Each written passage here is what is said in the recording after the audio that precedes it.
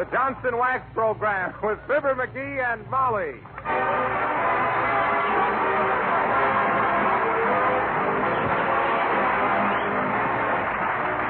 The makers of Johnson's Wax and Johnson's Self-Polishing Glow Coat present Fibber McGee and Molly, written by Don Quinn, with songs by Martha Tilton and the King's Men, and music by Billy Mills. The show opens with Sing a Song of Spring.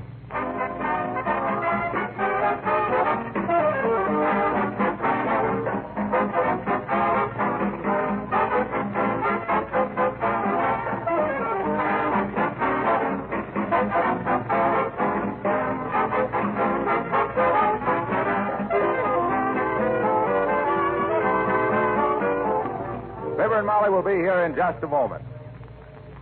One of the most interesting things to me in all of business is the way chemists and engineers are constantly improving old products and bringing out new ones. The last time I went through the Johnson's Wax laboratories, for example, I got a big kick out of all the things they've been doing with wax.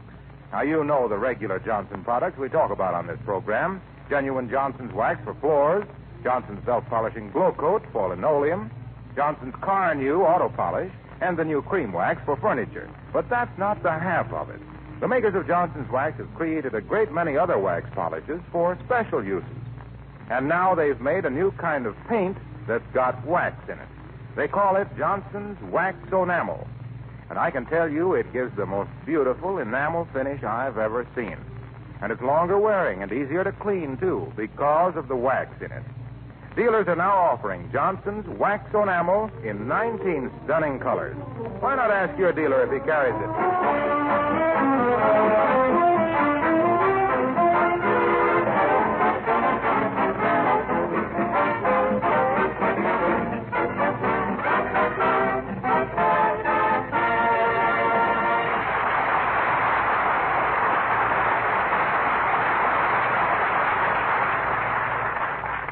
The saddest phrase to man or mouse is, "Come on, sweetheart, let's clean the house."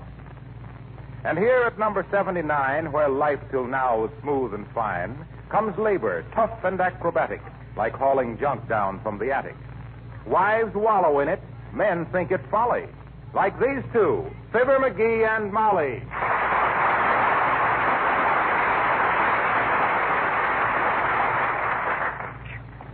Let's sit down a while and rest, Molly. Are you sweating as much as I am? McGee. Huh? Horses sweat. Men perspire and ladies glow. Okay, so I'm a horse. I'm a pack horse. I'm an overworked, sway-backed, mistreated beast of burden. Will you please lead me out to the kitchen and fill my trough full of root beer? You can have a root beer later. I want to get all this stuff sorted and thrown away. Now, for instance, look at those books in the shelf there. Yeah? We've got to weed those out, too. Which one shall we toss out? Well, let's throw away the two on the ends and keep the one in the middle. What is the one in the middle? Franklin's autobiography. Oh, I want to read that. That Franklin was a great auto. Come in. Hello there, kids. What you doing? Why, hello, Mr. Oldtimer. We're doing a bit of a house cleaning. You want to help? For how much? 2 bits an hour and feed your own Charlie horses. That's pretty good, Johnny. But that ain't the way I heard it. The way I heard it, one feller says, t'other feller says, who's this feller Feudal that's been working with Fibber and Molly? Search me, says t'other feller. Heard you hear about him. And this radio column, says the first feller. See here? It says, Feudal attempts to be funny on Johnson's Wax Show. Nothing personal, kid. You know how I feel about you. So if you know how I really feel about you, you'll have to take it even more personal than ever. No, never was one. Oh, hey! Now what? Got a telegram for you. Oh. Here, Johnny, sign here. Oh, thanks, old-timer. Now, how much of a tip do you usually get? How much you usually give? Oh, nothing. McGee says when you accept a tip, it undermines your character. Okay. Give me a quarter and let her topple. Thanks, Johnny.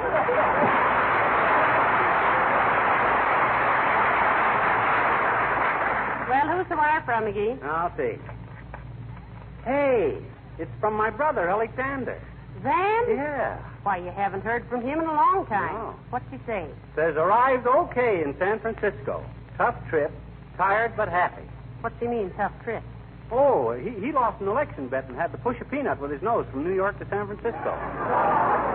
Heavenly days. Well, he still made pretty good time, didn't he? Oh, I don't know. He bet against McKinley. Well, let's get busy, McGee. The sooner we get to work, the sooner we'll get through. Yes, and the sooner we didn't start this in the first place, the quicker I'd be much happier right now. If I'd ever realized what you got there? Never you mind. Well, what you blushing about? What you reading? Well, if you must know, it's some old love letters. You mean you've been keeping them things? Sure. You can't get me for a breach of promise now. Here. Smell 'em, McGee. What do you mean, smell 'em? Did I write that bad? Now, don't be silly. I've been keeping 'em in sachet. Well, you can sashay right back up to the attic with them. I don't want them things laying around. Well, I promise you, dear, as soon as I read them through once more, they'll be burnt up. And so will I. This is a beautiful one. It says... No, please, Molly. Now, not out loud. Somebody might be listening. Well, if they aren't, we'll hear from Racine. But listen. This says, my precious blue-eyed butterfly. Oh, sure. My precious blue-eyed butterfly. Spread your lovely golden wings and fly away with me tonight to a movie. I sure took that flight of fancy into a tailspin, didn't I? You certainly did. Well, maybe my letters weren't so hot, but I had to do something to beat that other guy's time. You mean Otis Cadwallader? Yeah. Otis X. Cadwallader. What do you mean, ex-Cadwallader? You know what I mean. He knew you were crazy about Francis X. Bushman, so he put an X in his name, too. Well, I think it was pretty devoted of him to change his name for me. I done better than that. I changed your name for me. Well, anyway. Oh, McGee. Listen to this. I won't listen. All right. Heavenly days. This is sweet. What's it say? I guess I kind of got a morbid curiosity about them. When a guy realizes what a drip he's been, it's too late to fix the faucet.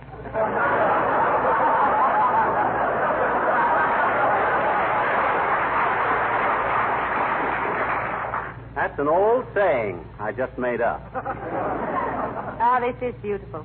It says, I'll never forget the time I first touched your little hand. It was inside a bag of popcorn at the ball game.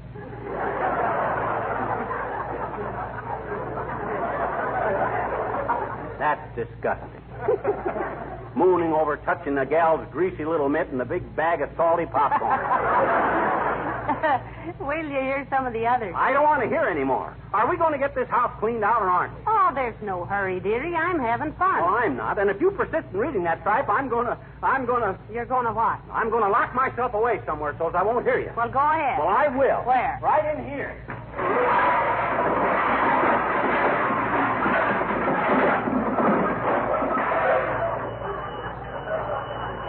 And while I'm in here, I'll straighten out this closet.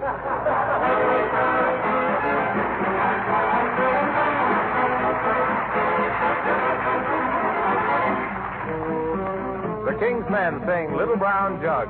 My wife and I live all alone in a little log hut we call our own. We're so happy, warm and snug, as long as we have our little brown jug. Ha ha ha, you and me, little brown jug, don't I love thee? Ha ha ha, you and me, little brown jug, don't I love thee? When I'm working on my farm, carry a little brown jug under my arm. I sit me down in the shade of a tree and I say, you fly, don't bother me. Ha ha ha, you and me, little brown jug, don't I love thee? Ha ha ha, you and me, little brown jug, don't I love thee? Little brown jug goes through my head and makes my nose a rosy red. In the dark it shines so bright and never gets lost on the blackest night. Ha ha ha, you and me, little brown jug, don't I love thee? Just sweet to me and you, having a great big spree.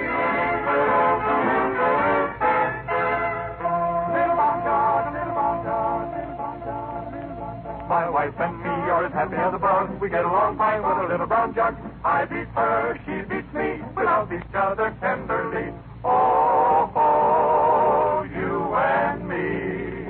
Little brown jug, don't I love thee?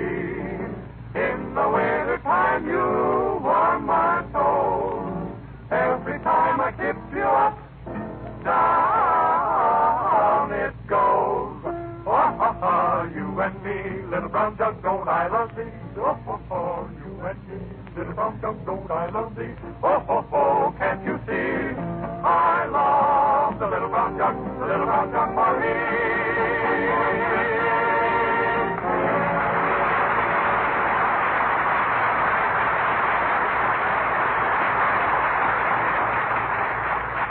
Hey, Molly, I'm thirsty. Can I have some root beer now? Later, McGee, later. Take that last box of rubbish out and then start taking the slip covers off the furniture. Oh, I want some root beer. Here I've been busting my biceps hauling this junk around, and you've been sitting there reading my silly old love letters. Well, they're not silly. They're beautiful. Listen. Darling, when I hold you in my arms, even the nightingale hushes his song to listen to the music in my heart. Yeah. The moon... Hello, folks. How's everything? Why, hello, Mr. Wilcox. Hi, Harlow. Well, what are you looking so grumpy about, pal? Well, he's annoyed with me, Mr. Wilcox. Just because I found some of my old love letters in the attic and I've been reading them. Well, Dad Rabbit, ain't that enough to be annoyed about? Stuff a guy writes in his flaming youth makes him sound like a clinker at my age.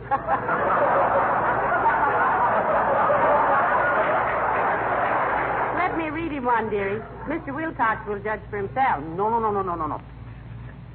Don't be a pest with my past.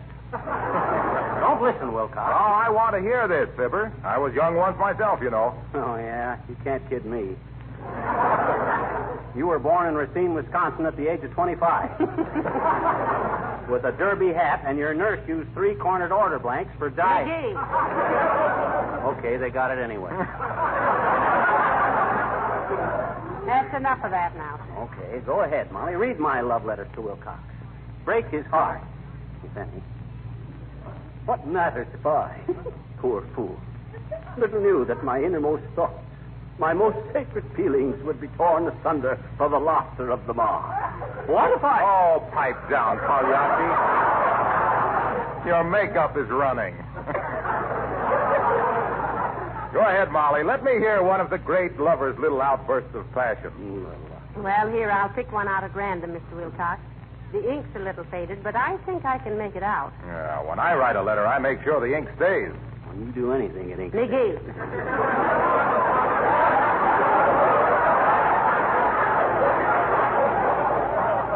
Are you ready, Mr. Wilcox? Go ahead. Quote the stupid to me, Cupid. Well, this one says, Dear Moonbeam. Moonbeam. Yes, Dear Moonbeam. I could not sleep last night for thinking of your sweet face. I didn't write that stuff. I got out of bed and dressed and walked over to your house and stood under your window thinking of you lying there asleep with your lovely hair forming a Niagara of gold on your silken pillow. Suddenly I burst into song like a troubadour of old, serenading his loved one. Then your window opened softly, and I got a pitcher of water on my head. Why didn't you tell me you had changed rooms with your old man, sweetheart? Dad Rabbit, Molly, if you haven't got any more regard for my feelings... Oh, be quiet, Fibber. What are you crabbing about? That stuff about the Niagara of gold was pretty snappy. Oh, I don't care if it was... Huh? You think it was, huh? Certainly. Oh. Certainly it was. And, baby, I know love letters when I hear them, too. Really? Why, sure. I get love letters all the time. Subtle, ain't he, folks?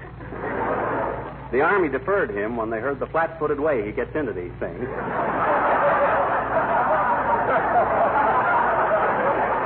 ahead, Wilcox. Well, listen to this.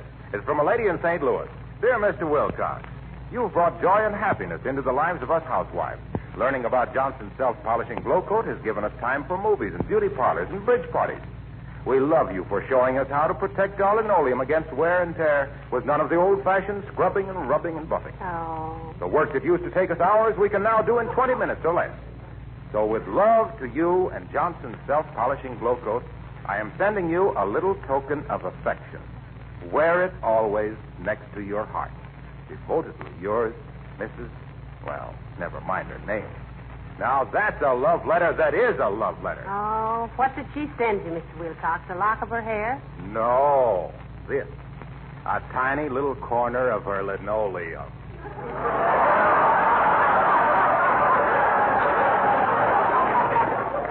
Isn't it beautiful? Oh, stop kissing it, you big ninny. Well, when you use Blue Coat, you can afford to wear your heart on your sleeve, pal. It makes work so easy you don't have to roll them up. So long now.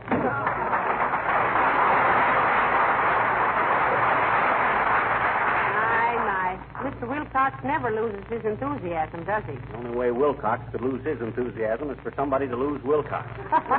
If anybody'd make me a decent... Oh, McGee, now, we got to get busy. Did you get all that junk carried out? Yes, I did. While you were daydreaming over them slushy little missiles of mine. No, you don't mean missiles. You mean missive. Do not. Missive means big, oversized. No. That's massive. I thought a massive was the guy that gave you a massage. Nah, that's a masseur. Masseur is Mr. in French.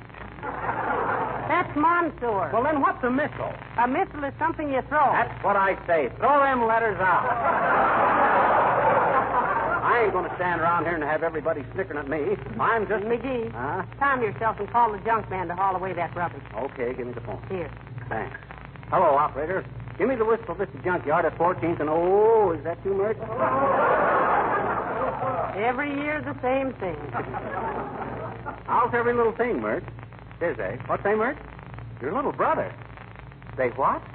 Cut off his feet. Oh, McGee, how awful. Oh, it was nothing. Her kid brother wanted to build a fire without matches at the Boy Scout show. It was quite a feat, but they didn't have time for it. What's say, Mert? Oh, I'll call him later. Yeah, so long. Huh? What's say, Mert? Your little sister. She what? McGee, please, not another. Oh.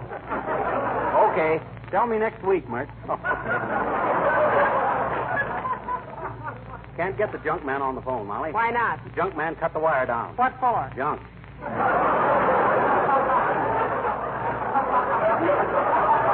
Hey, quit reading them letters, Molly. You promised me... Who's that? Let me see. Oh, it's Mrs. Uppington. Surely you don't mean Mrs. Abigail Uppington, the prominent, in certain places, society leader. In the flesh. In the well-massaged, expensively corseted, slightly flabby flesh. Come in, Mrs. Flesh. Mrs. Uppington.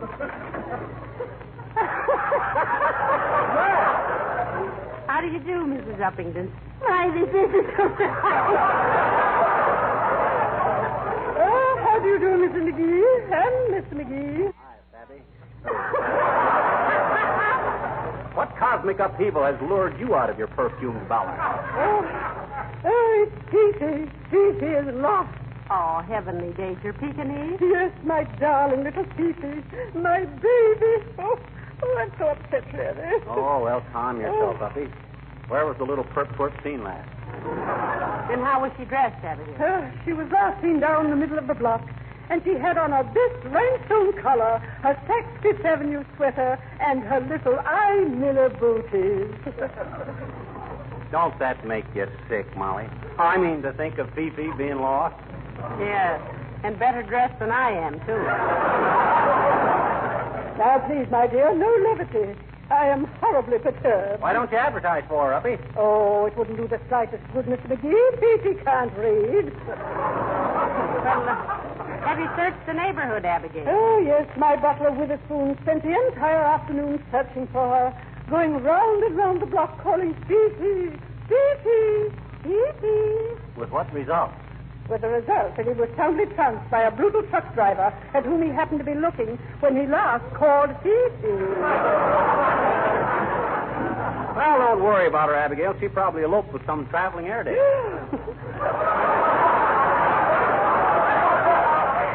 Don't be ridiculous, Mr. McGee. Petey would have nothing to do with other dogs.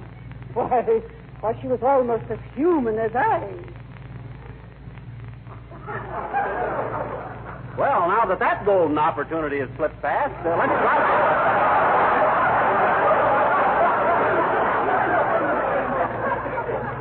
Well, let's discuss something more amusing. Now, look at these old love letters of mine, Abigail. I found them in the attic.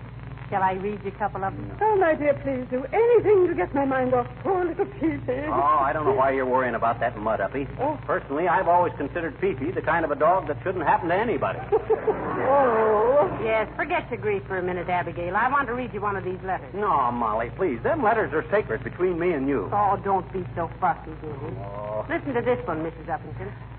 Oh, darling Molly Cuddy, when you refused to kiss me after the basketball game tonight, you broke my heart into tiny fragments. And, sweetheart, there aren't many cures for a broken heart. Oh, good heavens. Manicure. What's the matter, Uppy? Manicures. Oh, I just remembered. Huh? I forgot and left Peepy at the beauty parlor getting a Marcel and a manicure. Oh, the dear little thing. Why, the little precious must be almost suffocated under that horrible dryer. Oh, now, do excuse me. Ah, Mother's coming, Peepy. Mother's coming.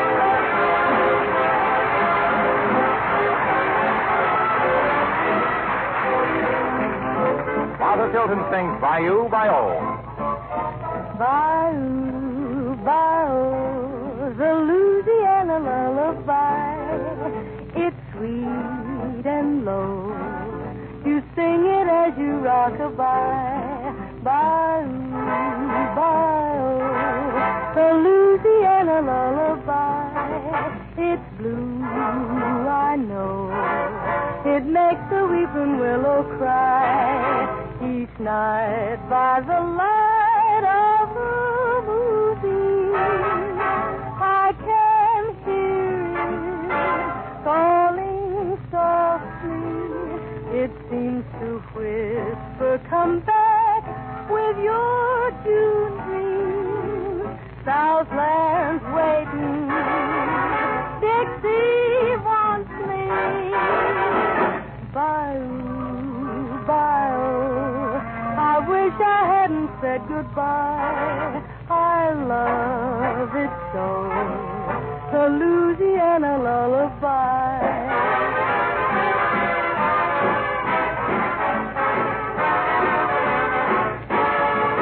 Each night by the light of the moonbeam, I can hear it calling softly.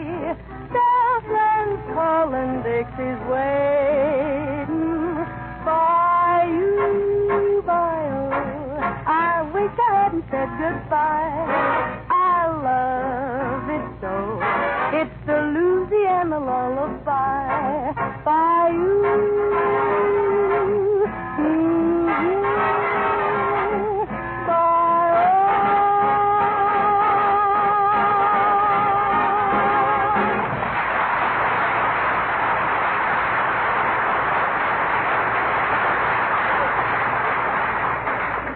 Molly.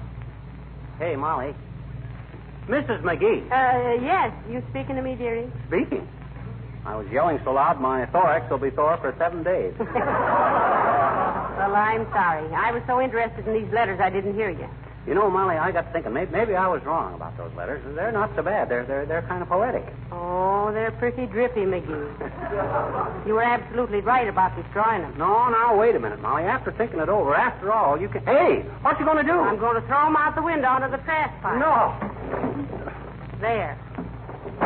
Oh, gee, Molly, I don't think you should have done that. Well, you were the one that wanted me to throw them out. Yeah, but after thinking it over and hearing you read them, I know what... Come in.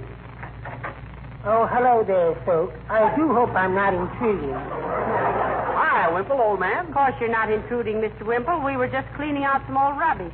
Old love letters and things. Oh, I could imagine a man writing a love letter to you, Mrs. McGee. But my wife, she'd never stand for such nonsense. Ah, come, Mr. Wimple. Every woman has a streak of sentiment down in her heart someplace. Not if she hasn't got a heart down in her someplace. Your bitter half sounds like a pretty chilly character, Wimple. Oh, she's really a wonderful woman, Mr. McGee. And she's a great help to me when I'm writing verses for greeting cards. She is, really. Yes, indeedy. Lots of times when I'm sitting there beating my brains out for a rhyme, she comes in and helps me. I think I've met your wife someplace, Wimple. Could it have been on Halloween, riding a broom?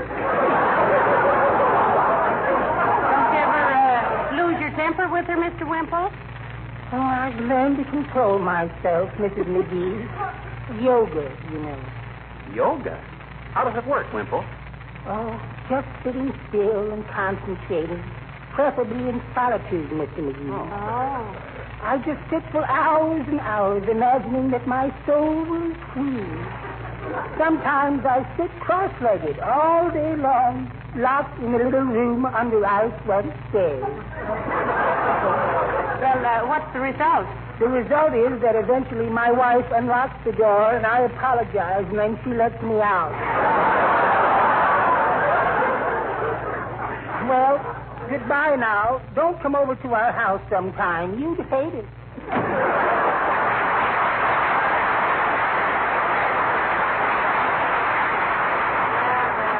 Poor Mr. Wimple. You know, he's a little martyr, isn't he? Yeah, but he wouldn't be a little martyr if he was a little smarter.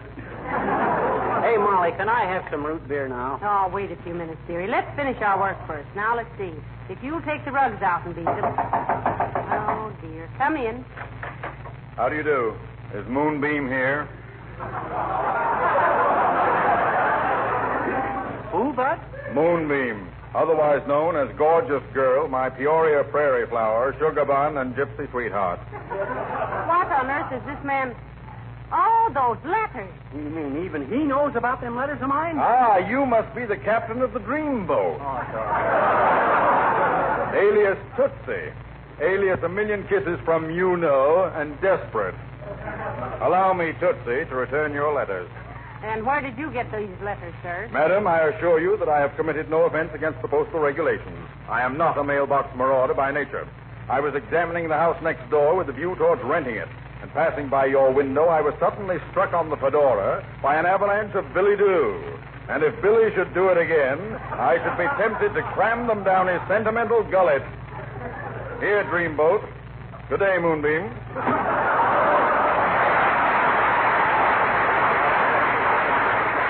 The nerve of that guy. He read them. All right, dearie. Let me take them. Here, hey, what you going to do with them? I'm going to burn them. Give me a minute. Oh, now, wait a minute, Molly. Let's not be hasty. What do you mean? Well, in spite of my embarrassment, everybody that's read any of those letters, they thought they were pretty good, so I've been thinking maybe I could sell them to a magazine or some book publisher. Maybe they wouldn't be worth much, but it'd be something. You'll never publish my love letters, McGee. No, sir. I promised I'd burn them up, and I'm going to. Oh, Molly, please, don't do that. You haven't got any right to. Oh, yes, I have, dearie. They were mine. Well, I wrote them, didn't I? No. What? These letters were for Motors Cadwallader.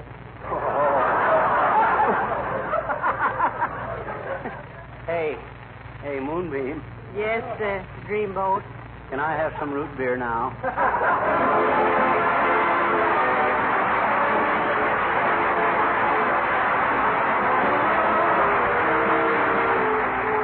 Say, have you seen the new autographed picture of Fibber and Molly that dealers are now offering free? It's really great. An entirely new photograph of Fibber and Molly, and it contains pictures of the cast, too. How can you get one of these pictures for yourself? Listen. All you have to do is buy Johnson's Wax, Johnson's Glow Coat, or any Johnson's Wax polish in pint or pound size or larger. Your dealer will give you the autographed picture free. But I must warn you that his supply is strictly limited. When they're gone, there won't be any more. So see your dealer right away. Buy Johnson's Wax, Johnson's Glow Coat, or any Johnson's Wax polish in pint or pound size or larger, and while they last, you'll receive this handsome autographed picture free.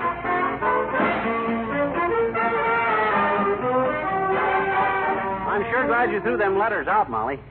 You don't feel any bad effects from them, do you? You mean, do I feel like crying? No, I mean, did you catch cold? You know, wading through all that slush?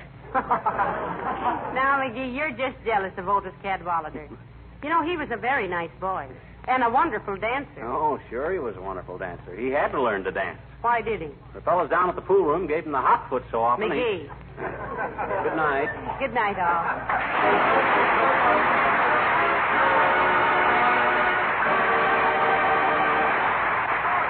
This is Harlow Wilcox, speaking for the makers of Johnson's Wax Finishes for Home and Industry, inviting you to be with us again next Tuesday night, and reminding you that America's first line of defense is you and your support. So invest to the best of your ability in defense saving bonds.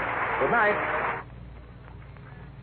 Yes, it certainly pays to keep that car of yours looking its best. It's good business, especially now, and you really get more pleasure out of a car that's wax polished.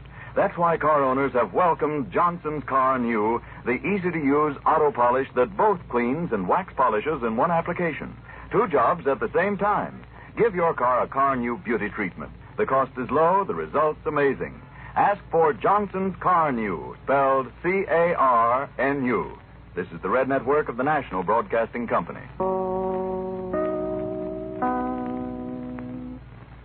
This is Chicago WMAQ.